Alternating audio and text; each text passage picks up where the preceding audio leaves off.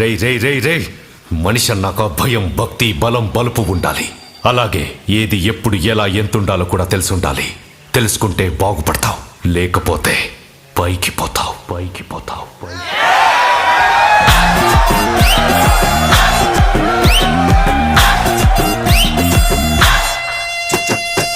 దండమెట్టి పాలు పోయన్నా, టెంకాయే తీసి కొట్టన్నా